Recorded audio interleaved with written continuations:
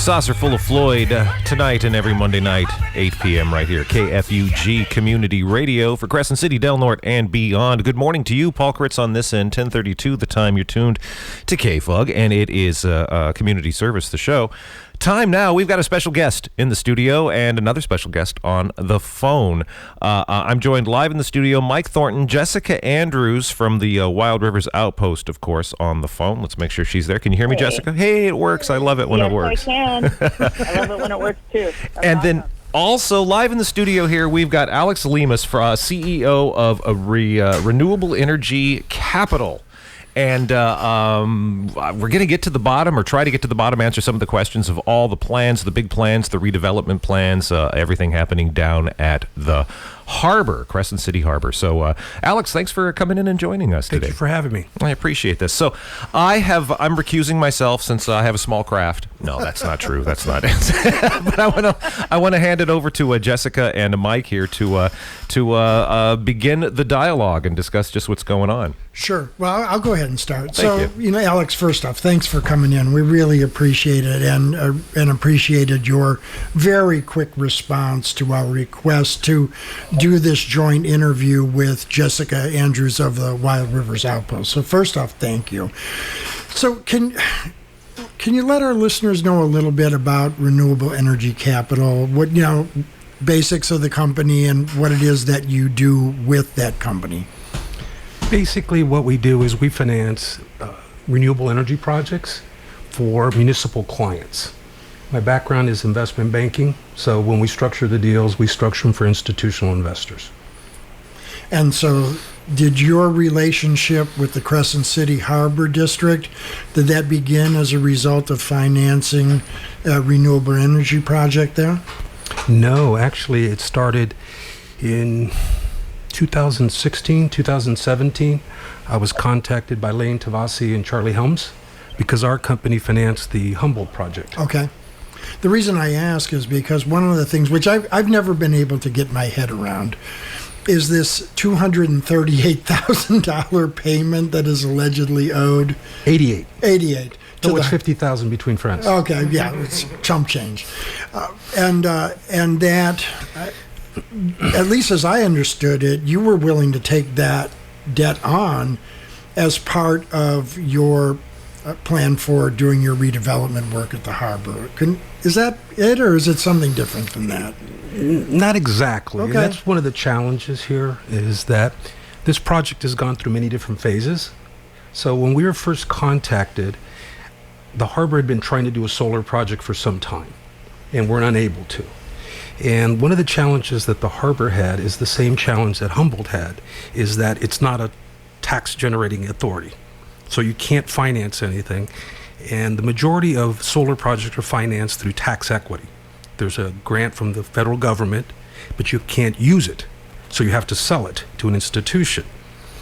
So it has to be structured properly, and so there's a lot of challenges to it. So when I came in, I fixed the PPA that they had, the power purchase agreement.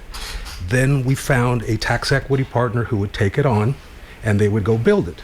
And at that point, my job was done as far as I was concerned. But because I really liked Lane and Charlie, I told them, if anything ever happens, you never need anything, call me. And we stayed in touch, and Charlie came down periodically, and we built a relationship. And the harbor got frustrated at the end because it wasn't going fast enough. So they were going to terminate the agreement and ask me to come back in, which we did. So the challenge with the project, and where the 288 comes from, is that the original project was a 1 to 2 megawatt project that was going to call for a $500,000 payment at commercial operation. But because it was only a partial project, that's where the 288 comes from. And it's not 288 up front.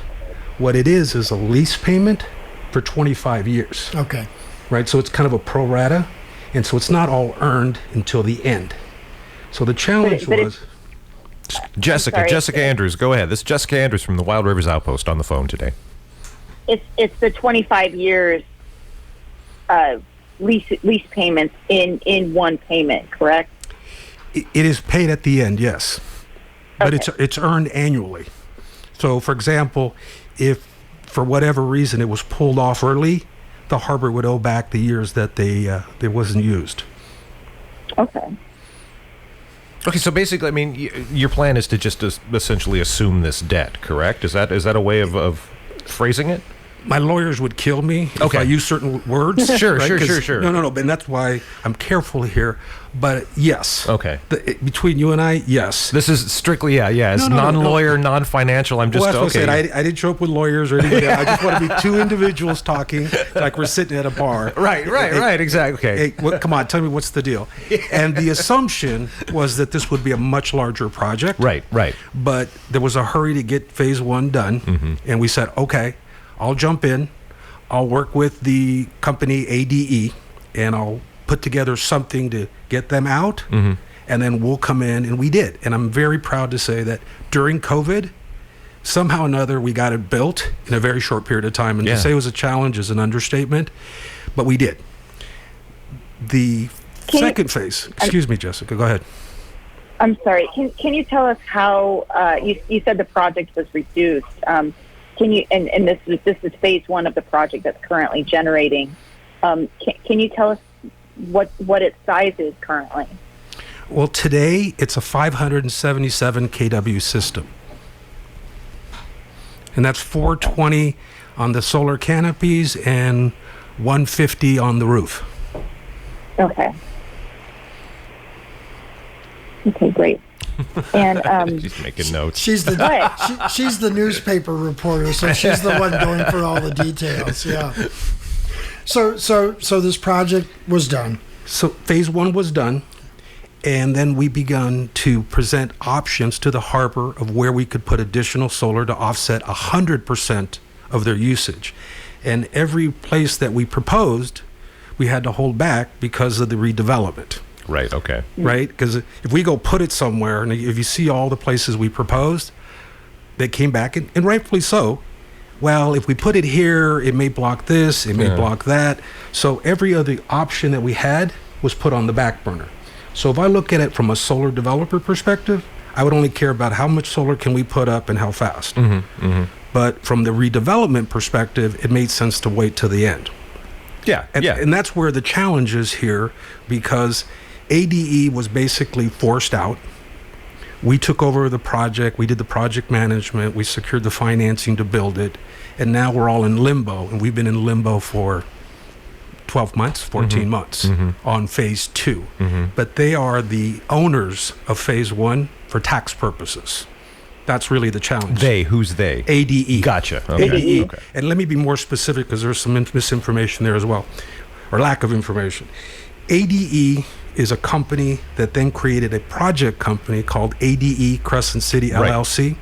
And solar projects are financed through project companies, LLCs. So they own 100% of that project. But they are the owners for tax purposes. Gotcha. And that's the challenge, because they're pushed out. They have nothing coming in. So you really didn't have anybody viable waiting around to assume that burden then, right? I mean, you're basically the only game in town when it comes to this, because the harbor can't. No. Okay, wow. Thanks. So Alex, I want to get to more of this, but I want to ask a question before I lose track of it. Are either of the RV parks located in a place that has been marked out for solar generation? That's not really part of the zoning. You can pretty much put solar anywhere you want, even on coastal commission land. Really? Okay. That's the challenge, you believe it or not, but that's one of the rules that was passed in 2006, and California was a leader in that. So they opened it up to where you can pretty much put solar anywhere you want, right? But the RV parks are actually in an area that is designated HSVC, Harbor Serving Visitor Commercial. So it's only for tourists. Okay. So the reason I'm asking is that there's no way that at some point redevelopment of the RV parks would lead to the placement of large-scale solar on that land. No, I'd love to put some there. I would, but I don't know how we could put solar there until we know what we're going to do with the RV parks. Sure. And from our perspective, we've always focused on improvements. We look at this like when you buy a house, an apartment building, and you want to improve it, right? How do we improve it? And then we can decide where the solar goes. But we've had a lot of ideas. But when we responded to the RFP, what I told the commissioners is, this is your asset, this is your vision, this is your plan. My job is to provide development services, development capital, and help you achieve your goal. That's all I do every 2 weeks, is give them ideas. Okay. Here's an idea, how about this, how about that? But I'm not here to build my vision. This is not my community, this is not my harbor. And the plan that is in place is actually something that, if you go look, has been in place since 2018, 2018. Okay. So first off, we're joined. Well, let me just reintroduce Alex, Jessica, and then you can go. So we're joined by Alex Lemus of Renewable Energy Capital. He's in here talking about development issues at the Crescent City Harbor. You're tuned to KFUG, Crescent City. Go ahead. I think one of the things, and you mentioned, you're not here to build your vision. This isn't your community. It's not your harbor. So I think a question that a lot of people have is why are you here, and what is it that what are you getting out of these projects? I'm going to guess money, but we'll find out. I'm a glutton for punishment. My wife has asked that question quite a few times. Why are you here? Well, this is what I do for a living. And at my age, at this point in my life, I really have passion for certain projects. And I really like the area. And the reason I started working here was because Lane and Charlie, they asked me to help them, and I did. Mm-hmm. Did you know them from before? No. But have you ever met Lane? Lane Tavasi? Nope, I have not. Yeah, I've met Lane. He's a great guy. Charlie, they're both awesome. They are. They quite honestly, they sold me on it. I couldn't say no to them. And everybody in San Diego asked me, "Where's Crescent City?" Yeah. But that's what it was. The more I talked to them, the more I said, "Okay, I'll help you." And the more I came up here, the more I liked it, and I thought it was an unbelievable asset that wasn't being utilized, and I wanted to help. Okay. And you're the CEO of a company. You do this. This is what you do. What is and this is the basic question is, what's in it for you? But that's not how I want to phrase it. I want to say, I mean, as somebody who's going to make a living off of this, what was attractive to this project for you and for your company? Which project? Because I look at the just solar being involved project with Crescent City in general. Well, we work with municipalities, government agencies across the country. And I'm not a nonprofit organization, so I do this for a living. Yeah. But I'm no different than any other, I'll call them financial developer. That we make money from the difference between what something costs and what we can monetize it for. Sure. That's it. Okay. So I thought there was a long-term opportunity here, not overnight, but in long-term. So is there a bigger redevelopment project for the harbor as a whole that you're involved in, or is your portion of this simply around the two RV parks? No. So if you look, in November 2020, Crescent City Harbor District put out a request for proposal to redevelop the harbor. Our company, along with, I guess, quite a few others, submitted proposals, and they selected ours. So it's to redevelop the harbor. The entire harbor? Yes. Okay. And if you look, there's a lot of plans in place. We can do this, we can try that. Before Lane ever brought the word yurt, I didn't even know what a yurt was. Yurts rock. Can we just be Mike's clear a yurt on fan. that? Honestly, I love them. And I had to apologize to Lane because I made fun of him. We had a great relationship, we joke around. I'm like, what is a yurt? Are you kidding me? What is that? And then when I found them, we're actually looking at them. I think those are amazing. I really like them. I prefer the Airstream idea of all of this. Well, the Airstreams are nice too. So when we're looking I want the yurt. You see how difficult my job is right now? Yeah, exactly.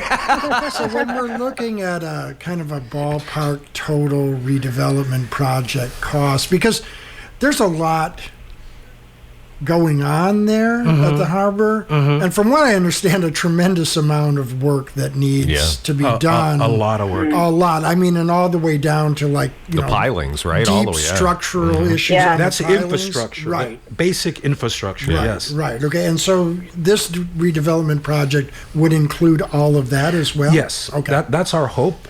In fact, the idea was we would use the RV parks by improving them to help finance all the infrastructure that doesn't generate any revenue without exposing the taxpayers. That's the most important part to me, is that we finance it in a way that if it doesn't work, we lose our money. Okay. That's how it should work in my mind, right? That's why you bring in outside parties. You put up the capital, you take the risk. If it works, here's what you get, but we get what we want, which is the infrastructure. And so from our perspective, I couldn't agree with you more. There's a lot of work that has to be done at the harbor. And Tim said, what, 40 million? Yeah, he said if you gave me 40 million today, I could spend it all on infrastructure, right? Yeah. Yep. Go ahead, Jessica.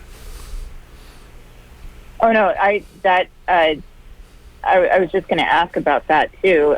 You're saying the redevelopment project would hopefully generate enough revenue to address the infrastructure needs, the gaping hole that Brian Stone talks about in the seawall, and the 160 some odd deficient pilings at Citizens Dock. That's the is that the goal? Yes. For this project? Yes. Okay.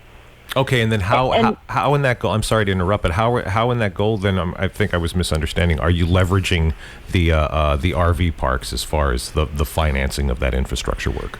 Well, and I want to draw to everybody's attention that I think I correctly used the term leveraging. Okay, Yes. so yes, thank you. Go on. It's important to me that everybody be aware of that. Sure, yes. Thank you. Yeah. We'll get you up to speed on yurts soon. so you need cash flow, or you need a balance sheet and a credit rating. Okay. Unfortunately, Crescent City Harbor District doesn't have any of those. All right. So you got to make do with what you have. And so my idea was, let's improve the RV parks so we can generate more revenue. Because that's money coming in every month. Yes. Yeah. And then you can leverage that Thank you. to hopefully then expand and get people to lend you money on the right terms. Gotcha. Right. Okay. So that's why when we looked at it, my opinion was, hey, let's improve the RV parks, and if we do that, we'll have additional cash flow, we'll have some success. Then we can go do all these other projects that are really necessary but don't generate any revenue. Gotcha. Okay. That's always very, very challenging to finance. So I wanted to take a step back. When you're looking at your redevelopment plans for the harbor, what's the ballpark figure for the total project for you? Pre-COVID or now? Because I was joking, but I'm not. It's gone up 25 to 50%. Sure. Wow. Yeah. Okay. No, everything it's not only price, availability. Right. Sometimes we had a little inverter we needed for the solar panels. It took 6 weeks. Right. Normally, these are things you could get next day. Yeah. Same thing for us here in a laptop. Yeah. Exactly. Anything now. But as the project expands, if I had to guess now, I would say 40 to 50 is a good number. But it really depends on what the harbor decides they want. Because I keep stressing, this is not my harbor. This is not my vision. My job is to execute your plan. So you and your company will wind up doing as much of the total redevelopment of the harbor as the harbor wants and finances are available to do. I would love to do all of it. Okay. But it's driven by the commissioners and the community. Okay. So I'll do as much or as little as they allow me to do. Jessica, do you want to get in here? Yeah. Sorry. Going back to kind of the RV parks and the situation with the long-term tenants, I believe in the staff report and in the previous meeting when you and the commissioners were talking about a transition plan, you mentioned that this is kind of a new situation for you in terms of having people that have lived there for quite a number of years, but the Harbor District has plans to do some significant development work in that area. What were your thoughts going into the project initially, and how has what are your thoughts now on trying to reach a solution that would be I don't know if favorable to everyone is the right term, but at least making sure that those residents are being taken care of. Those are really good questions, Jessica. I don't think there's many people that have been involved in projects like this. It's not something that happens every day. I've been in finance for a long, long time, and I've never seen a project like this. But at this point, it's just, it's a change in the scope of work. But I took on the obligation, and it's my job to figure out a solution, which is why I wrote up the plan, not the lawyers, not the PR department. And I said, we have to have 86 plans if there's 86 people there. But something I want to stress, Jessica, that I don't think is being properly communicated is that we've never talked about evicting anybody. Right. Okay? And I understand how people could assume that.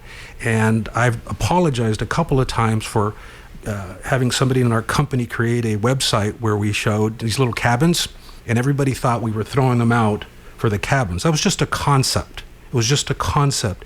And from a finance perspective, it doesn't make any sense for us to evict people because there's no cash flow. If we're already struggling with cash flow, how does it help us to throw people out? What I'm looking at is, think about it if you lived in a complex that was going through major renovation. You have to accommodate all the people that live there. And I can't imagine a lot of people want to live at a construction site. So I think it's a matter of we have to sit down with everybody, talk to them, and see what we can work out. Because I don't know anybody's individual situation, so who am I to tell them this is what you're going to do? Right. So let me take a step back. When you first got involved with this project, did you realize that part of it was going to be I wouldn't have responded to the RFP. I think I knew the answer to that as I was asking it. No. Okay, so let me ask you this, Alex, and I realize you're saying that there's going to be 82 plans and 86. 86. I'm sorry, and the idea with that is that all of these people have different situations, and so some sort of one size fits all cookie cutter plan is not going to work for everybody, or at least not be optimal for everybody. But in general, when we're looking at something that's going to be equitable for all the parties involved, including you as the financier, potential builder, the Harbor District, and in particular, these residents who've been living here in some cases for many, many, many years. In general, what do you see as an equitable kind of plan that would allow everybody to walk away from this, feeling that the right thing has been done? That's a really good question. I've asked myself that a lot. I don't know. That's why I'm here to talk to people and listen, not to tell them what's right. I don't know what's right. I know that people have lived here a long time. I respect that, and I'm not here to make anybody homeless. I don't want that. I don't want that on my resume. I don't want to live with that. But I think we have to sit down with people and figure out, do you want to live here during the redevelopment? Do you want to stay? Okay, because I'm not here to evict anybody. I know Tim has said that. I've never said that. It doesn't make sense for us. But I got to believe a lot of people would want to leave.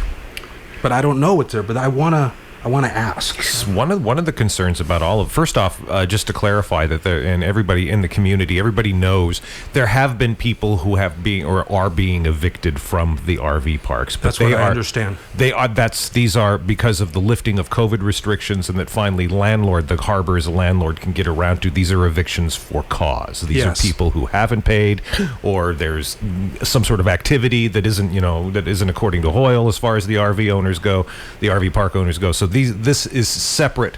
These evictions that are happening now, and I know of at least one, are not attached to the redevelopment plans. It's just simply the timing of the COVID restrictions being lifted and folks being asked to leave. That's my understanding. And another follow-along concern with all of that, first off, to sit down, because when you say you're going to sit down with 86 people, or somebody's going to sit down with 86 people and work out these 86 individual plans, first off, that's almost like there was an initial sort of reaction, at least discussing all of that here on KFUG, to like, really? You're going to do all that? That's because, that's 86 Del Norters, and I'm going, all right. And then there are concerns about, just what what's downstream for them, there's really no other place in Del Norte right now. No matter who you are and how much money you have, there are not a lot of places to live. I've actually looked into that, and I see the same thing. It's really, really tough. And when I listen to the people get up, besides the insults, I get that. I do.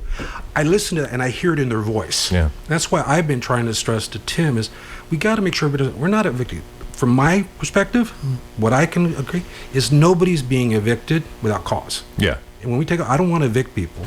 And that's going to be the hardest part is, okay, let's assume people want to go. Where do they go? That's a big question. Yeah. Right. Where do they go? And I'm not going to say And how do they get there? Exactly. No, these are the things that have to be worked out.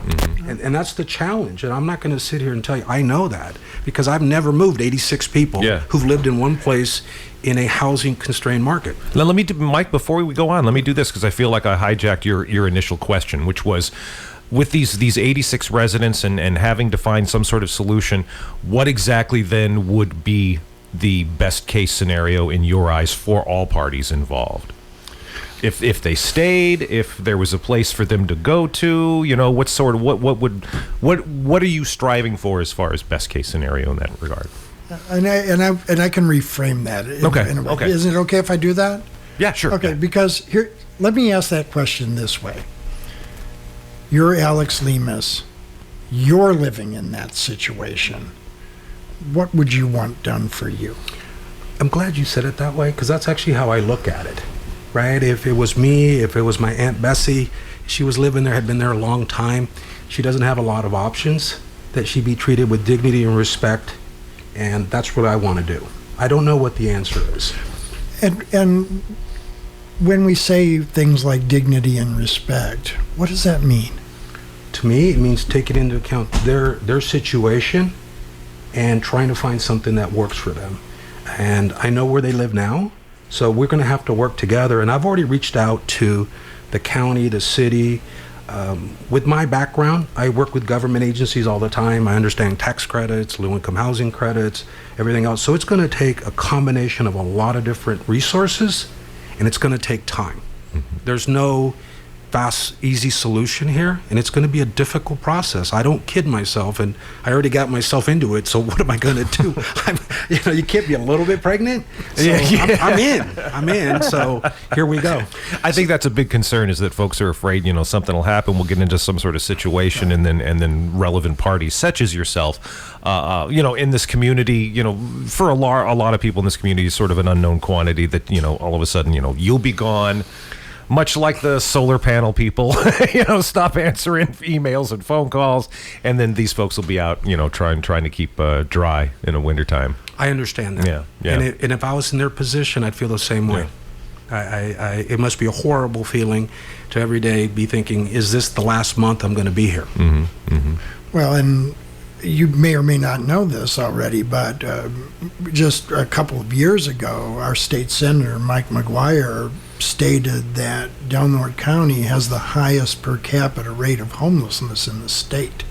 We already have, by estimates of people who work with people who are homeless, several hundred people who are homeless in this community already, living in various, so you're aware of that. Yes. So I think there's a lot of concern that adding, 80 plus more to that would be a disaster for them and for the broader community. I'm hearing you say this, you're not going to do that. I agree with that, and that's what we have to work towards. There's got to be a way to do this. There is a way. There's too many programs. There's too many tax credits, different incentives that we can utilize, but it's going to take time. Is the Harbor District Redevelopment Project connected officially or unofficially to all of the work that the city's doing with Beachfront Park? No. No, it's a totally separate. Yeah, it's a completely separate entity. Have you all discussed this, of how this could all look or work together? Because they're doing a tremendous amount of work and seeking grants just for Beachfront Park, which is right next door. Yes. Okay. You have spoken with them? No, I have not. I'm familiar with the what's going on, but I have not spoken to them. Okay. But it makes sense to I would think it would. No, it does. Yeah. It does. But I figured that my plate was full right now. Right. So before I jump into that, I would. You're not waiting for them to call you. Alex, oh, and it is, by the way, it is, hey, it's 2 minutes past 11. You're tuned to KFUG LP Crescent City, 101.1 FM online, kfugradio.org. Alex, and we're speaking with Alex Lemus, CEO of, and I took my glasses off, it's Renewable Energy Capital. Right? Capital? Was that what I can't read my own writing. Are there other communities, other projects that you can point us toward that you've worked on and have gone through a process maybe not similar to this, but just other redeveloped places that you could say this is a success I'm proud of? Yes. Mm-hmm. Can you point us toward one? That was an example of one of the world's worst interview techniques. Yeah, When you ask somebody a question, they go, yes. Back to you, Mike. Back to you, yes. Quick, stretch. Give us an example. Our company for the last 10 years has been primarily focused on renewable energy, hence the name. But we have not done a project like this. Okay. I can come to you and say, look, here's what we've done in the past. Yeah, we've done a lot of projects, which I can show you, where we came in very difficult situations, and that's really what we're known for, because we're a small company. We're not Goldman Sachs and anybody else like that.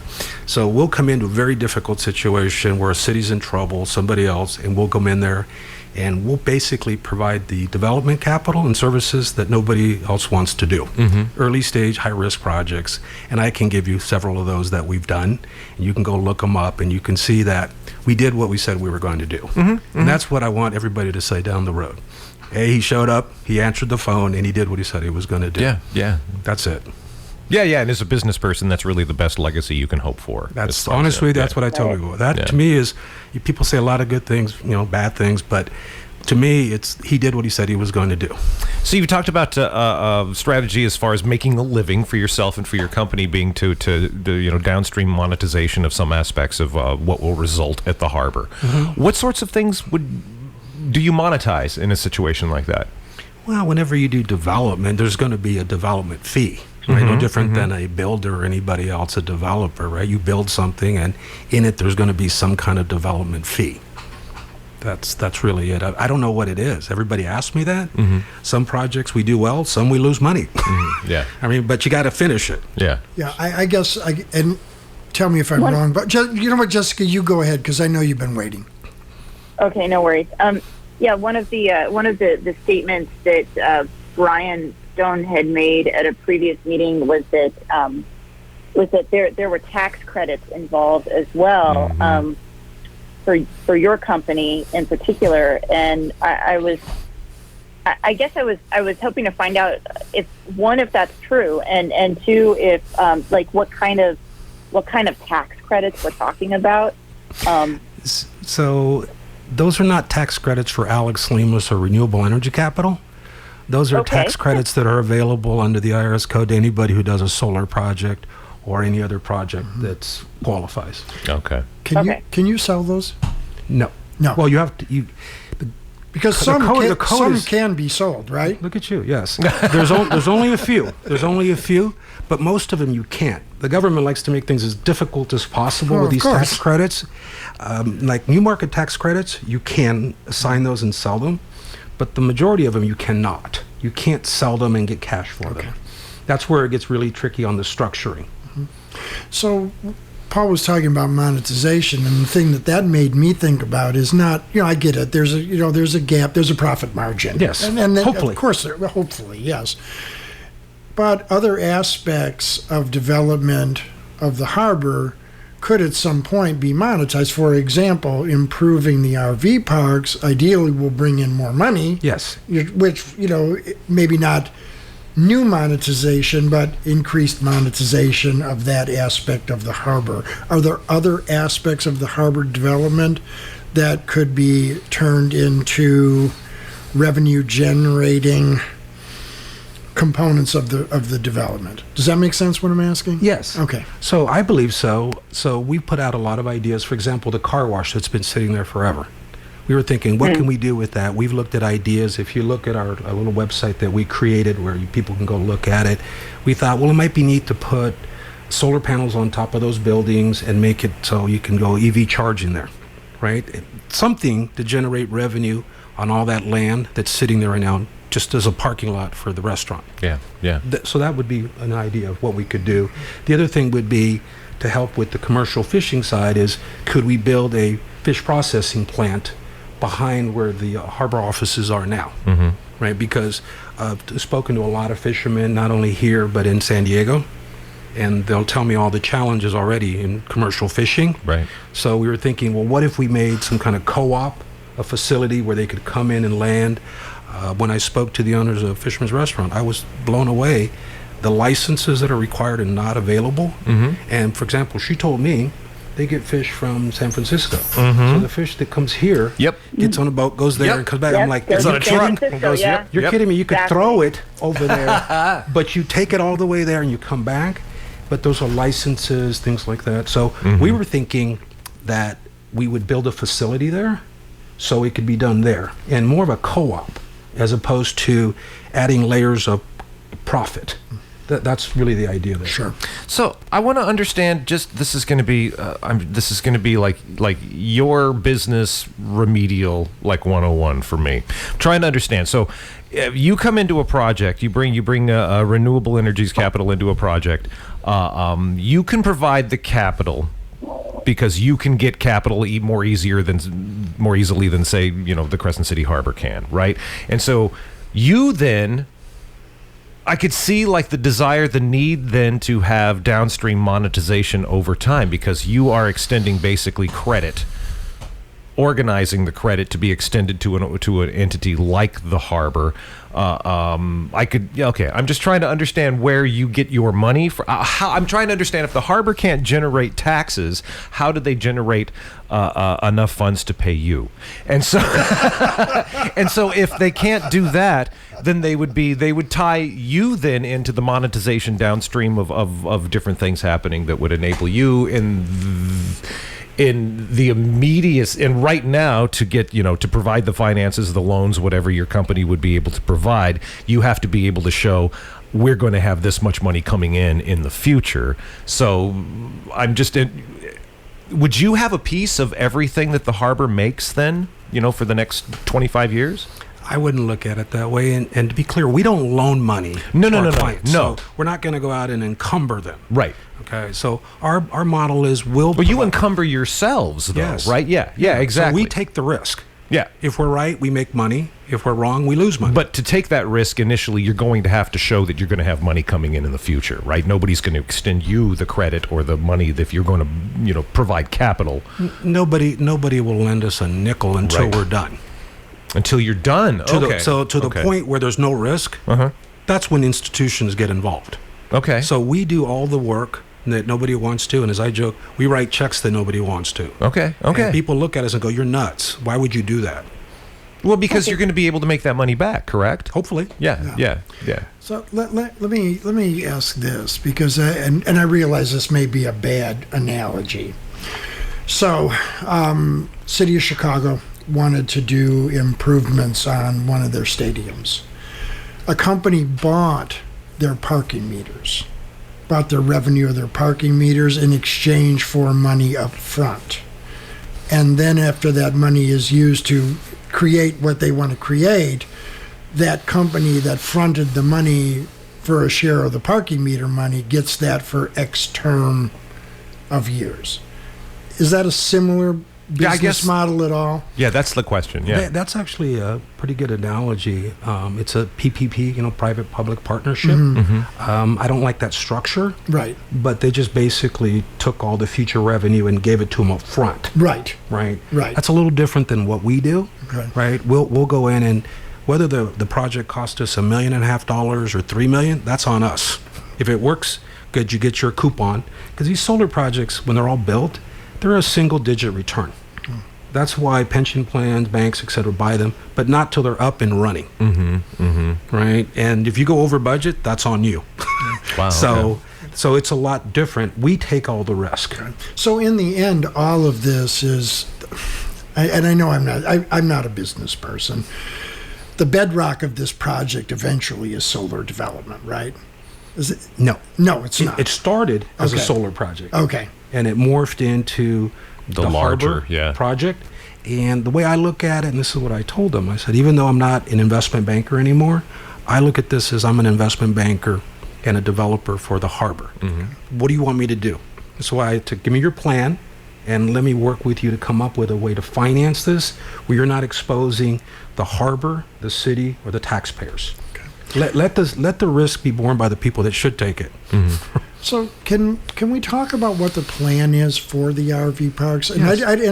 I don't necessarily mean to refocus That's on fine. the residents, but I think like it's important. yeah, because we've talked. I've heard about yurts. I've heard about airstreams, and I'm assuming all of this is somehow or another designed to bring in high-end tourists and RVers. But talk about what the plan is for actually what the redevelopment of these parks would look like if it was done, when it's done.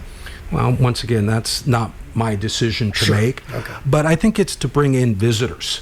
Really, it's to bring in visitors. And the idea is if we bring visitors, then they'll eat at the harbor, the restaurants, and then they'll be able to rent out the other buildings. It'll beget more business. That's really the concept there. Not yet. Excuse me? Oh, sorry. No. So that's really the idea is how do we bring in more tourism here? But I think that it's a multifaceted approach. Is it yurts? Is it cabins? Is it, Airstreams? You tell me, then let's figure out how to finance that and structure it where there's more opportunities here and more jobs. That's what it is for me, too. Okay, so there's no sort of plan already laid out, X amount of Airstreams, X amount of yurts, that kind of thing, right? No. Oh, okay. We've got ideas, and every 2 weeks, I think for a year, we've been doing proposals to the commissioners, and we've even got a little website where we put it together, and they're ideas. But I don't want it to be my idea. That's why I told them again, this is not where we're going to come in here and build my vision, because if it was my vision, I don't think many people would like it, and not because it'd be against the community. I'm not the type of person that can say this is what it should look like. I don't, my wife will tell you I don't have a lot of taste, so so I'm not the person to make that decision. I want that to be somebody else's, but I also don't want it to be something that the community doesn't want, right? And that's the feedback we wanted is, what does the community want? What does the community want? What do they see? So when you say what does the community want, because I hear that in various types of policy and program development and actual built environment development, what does that really mean? Well, I think it's very hard when people who aren't from the community come in and say, this is my vision of what the harbor should look like. Well, who am I to tell you? Yeah. So that's what I mean by it is the people that live here, have been here a long time, that's who should be guiding it. And I know it's not going to be 100% of the people. You can't get everybody to agree on anything. Right. But that's where I want to go is, okay, what does the community see? What do people absolutely adamant against? We're not going to do that. But the commissioners are going to drive the plan. And they're going to drive the plan based on the feedback they get from the community. So in essence, the commissioners will get whatever feedback and feasibility that they need to get. They will give you that and say, this is what we want. And then They're the ones who give me my marching orders. Okay. And then just for go ahead, Jessica. Sorry. You said there was a website. Is that you have that that URL available so people can take a look at what is being what is being considered? Yes. Now you're testing me, Jessica.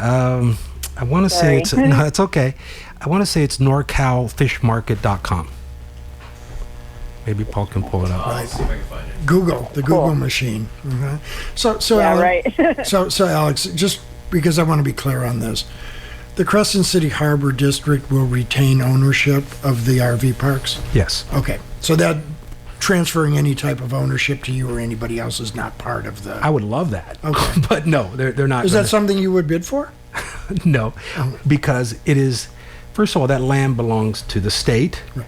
It's coastal land, Right. and it belongs to the community. Oh, yeah. So, no, it's never going to be my property. It takes a special level. So I used to work for Sierra Club, right? And so I know a little bit about working with the Coastal Commission. That's really challenging when you're dealing with the Coastal Commission, isn't it? It is. It's yeah. It is. It's challenging. We once had to move our antenna across a street because on one side of the street we couldn't put up an antenna, an FM antenna above a certain like 30 feet because of the Coastal Commission. But if you went 30 yards across the street, then you were outside the Coastal Commission and you could put it up. Oh, absolutely. In fact, I think that's probably the most challenging part of doing development work is you have so many layers of what I call AHJs, authorities having jurisdiction. Right. So you have the city, the county, the Coastal Commission, and a lot of them really don't know the rules that well until somebody gets in there and they're what? Oh. Yeah. And then what interpretation are you, and what section of the code, and what type of project? So there's a lot of layers in there. Yeah. But we never. I was wondering what that acronym meant. Yeah, so you hear it all the time. AHJ. That's a development term, but yeah, there's a lot of authorities having jurisdiction, and you need to work with them. And Jessica, yeah, it is norcalfishmarket.com. You can check it out. I was just watching a little video, an animated video about the proposed developments at the harbor, and it's so really interesting. we're trying to I'll update. include that in the article. Okay. Yeah, so people can at least look at it and hopefully get some feedback. So AHJs? AHJs. Is that's developer for government bureaucracies busting my chops and asking for money? I get a lot of people asking me for money. Which brings me to my next question, Alex. No.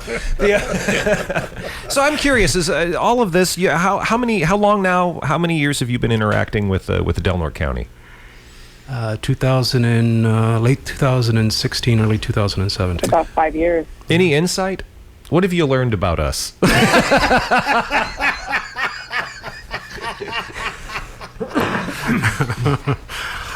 Very passionate community. Yeah, very good. That's good. Very strong opinions. Yep. And I don't ever leave a meeting wondering what people are thinking. Yeah. I wish they were playing their cards so close to the vest. Yes. What's going on here, Del Norte? But by the way, I like that. I'd rather have somebody be really brutally honest with me than dance around and whatnot. So. Yeah. So, Is there go ahead, Jessica. Is there a timeline for any of these either for the transition plan at this point, the redevelopment? I mean, any sort of a schedule that is being followed, or tentative schedule, or is it still kind of a fluid situation as the harbor master described it to me a couple of weeks ago?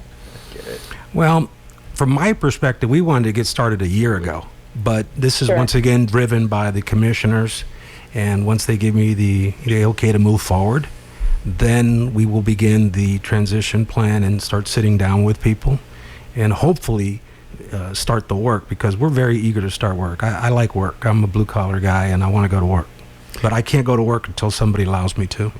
So I'm assuming you're here in town because there is a Harbor District Commission meeting tomorrow, correct? Yes. Okay. What are you going to be doing there? Listening. Letting people talk to me and see a face, and at least they know that at least I get to talk to the decision maker, and that's really, I'm here to listen. Okay. Because there's going to be more talk about the transition plans and all of that. Yeah. That reminds me. So I know during the last meeting, one of the issues that was being raised by one or more of the tenants was part of the transition plan being funding for them to have independent representation. I saw the question, I think you asked it about representation. Oh yeah, that wasn't me. Oh, that was me. That was me. That was a really good point. Thank you. Yeah. I do think they should get somebody to help them. Okay. I don't think people should go into this by themselves because they don't know what's available. Right, and they don't have the level of expertise and the power imbalances. I see that. Yeah, I think it's fair. So would it? I realize that this isn't your decision to make from what you're saying to me, but if the commissioners of the harbor said, we want these tenants to have independent, qualified representation in this process, would that be something that would wind up coming out of your pocket? I don't know, but are you suggesting we get 86 lawyers involved to speed it up? Well, no. For me, truthfully, I would rather see the tenants act collectively, because I think that's where they have the most power. I think that's fine. Yeah. I mean, from my perspective, they should have somebody guiding them, advising them. right? And I think that's a good idea. Somebody who's qualified and Somebody who able to do cares. that. Yeah. I mean, really. I mean, some of these things, I don't think it's so much the law as what's the right thing to do. Right. Well, and I agree with that. And I guess for me is it's so, yes, and you can have somebody who cares who doesn't know what the F they're doing. Yes. You know, and my guess is you're a man who knows what the F he's doing. I've been doing this a long time. That's my impression. You know, and I'm not saying it has to be an adversarial relationship. Right. Just for me, if I have a vote in any of it, which I don't, but if I did, I just want to make sure that these people who have next to nothing and very little power in this situation are treated with equity, empathy, and in a just manner. I agree. Perfect. That's good. Yeah. Because I mean, that's basically. I mean, this is not speaking for Jessica. Jessica is like a journalist, and we have a different brand of journalism that we do here. That we've got like a. We often go in, trying to figure out what the most equitable, socially just sort of situation would be in any given situation. So that's been our concern with all of this. When I initially heard about a resident being evicted down there, it has turned out it's for cause. It's not, just robber barons coming in and saying, "Hit the bricks. We're gonna sell this to people from the Bay Area, and right. you're gonna have to go live in the forest with the rest of the homeless people back right. here." That's our concern, is that the folks who don't ordinarily have a voice or don't draw enough water in a community to get a place at the table, that they don't get screwed by all of this. And it doesn't sound like the plan is to screw anybody here. No. So I mean, that's reassuring to hear. No, it's not. I don't want to do that. In fact, I told Tim, if that's the plan, I'm out. Yeah. Nice. Yeah. What sort of relationship do you have with Brian Stone? Do you work well with him? I don't really interact much with the commissioners other than the just listening and being at the game at the meetings. Mm-hmm, mm-hmm. I'm just wondering, because I just was reading Jessica's article and learning that he's planning a run for the Board of Supervisors, and and that's not necessarily. I don't know anything about Brian Stone. That's not at all necessarily a bad thing to have somebody with experience with the harbor sitting on the Board of Supervisors for Delaware County. I think would just serve to integrate vision a little bit better than it has been in the past. So I was just curious about. Well, I've dealt with a lot of people in the last 5 years. Yeah, right. It's turned over quite a bit. I mean, I think I'm the sole survivor left for 5 years. So it's a little tough because people now are looking at things that they were not involved in the beginning. Right. So it's a little hard to understand this is what it is today, but this was the intention when we started. Have you had to bring people up to speed like that, local folks who get elected? Yes, but it's hard in the little window that we have. Yeah. We don't sit down because, what is it, the Brown Act? Yeah, so, right. So we can't sit down and have a like a meeting, and so basically the hour meetings that we have, that's when we talk about it. Wow, yeah. So it's not the easiest situation to work with, but I think from my perspective, I think that's the thing that I'd like to see, because I don't want anybody to ever come back to me and say, you took advantage of these people. They didn't have representation. I don't want to have 86 lawyers involved, because that'll guarantee us we never get anything done. But I do think people who are in this industry, who know a lot, should help them and advise them and say, hey, this is a good deal. This is a good deal. But I don't know what the right deal is. Yeah. I know you can't really answer this, or at least I'm going to suppose that you can't really answer this. But what happens for people who they wind up having nowhere else to go? I've thought about that a lot. I don't know. I think that we'll have to really work on that, because there's going to be, if there's 86 people, 10%, 8, 10, 15, who have no place to go. Right. I mean, no family, no nothing, yes. Nowhere that they could actually. So I'm assuming some of those RVs are probably immovable anyway. Yeah, I've actually heard that a lot. I'm going to take a little walk around the harbor today. Yeah. But I've heard that from a lot of people, that they wouldn't meet code. They're just, so that's going to be something we're going to have to work with. First, I wanted to find out what their ask is. Sure. I always ask people, what do you think is fair? And that's really what I want people to do. What do you think is fair? I'm not going to buy a house up on the hill. I think that was one comment somebody asked. I want a house up on the hill. Yeah. That's a hard no. Right. But well, I'd take a house in the valley. I mean. Well, I'm a businessman. I'll trade something, but I think that we're going to have to take into account that. And I think there's going to be some people we're going to have to just sit down and work with them, because there are people that don't have a place to go, don't have any resources, and that's probably the most difficult part of it. And I don't have an answer for that, and that's why I'm here to listen and then work with all the government agencies. And that's what I think we can provide, because I've been doing that for 30 years, as you can tell by the gray hair. Yeah.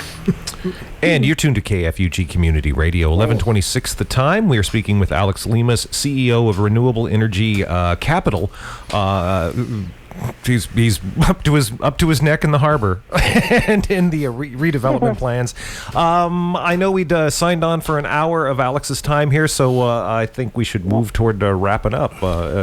Last questions, Jessica? Yeah. Is there is there anything that you would like to say? Say to the community at large, not necessarily the 86 residents involved in the RV parks, but to the community itself. Maybe those that are just watching this from the sidelines. Well, actually, Jessica, I've heard from a lot of people in the community, and I've spoken to a lot of people in the community, and they would love to see something done with the harbor. And so I think the challenge here is balancing the rights, the needs of the 86 residents with the 30,000 residents. And that's from my perspective. I want to do the best we can to balance those two out. Mike? Well, I was just thinking, my guess is you've been here long enough to know that we have one very loud segment in this community who want to be heard on almost anything and everything.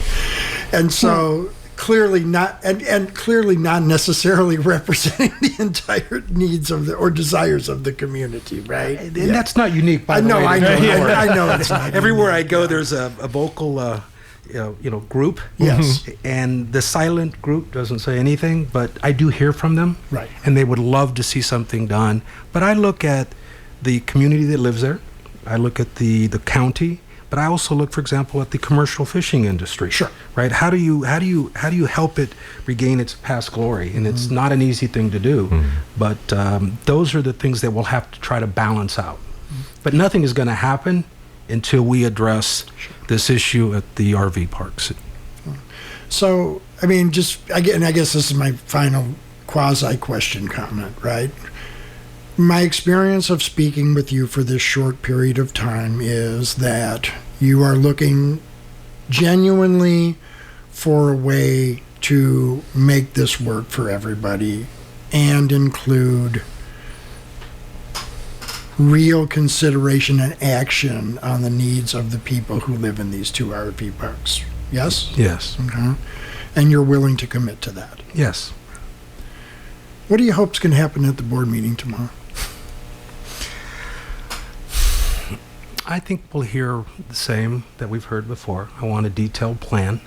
What's this going to look like? And at this point, we've been doing a lot of research on our team and putting together, here are different programs that we can perhaps utilize to help people who don't have a place to go, who don't have an RV, don't have any money, don't have anything else. What can we do?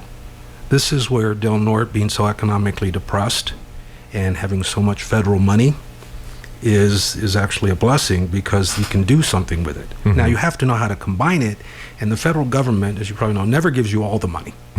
Right. They give you just enough to go.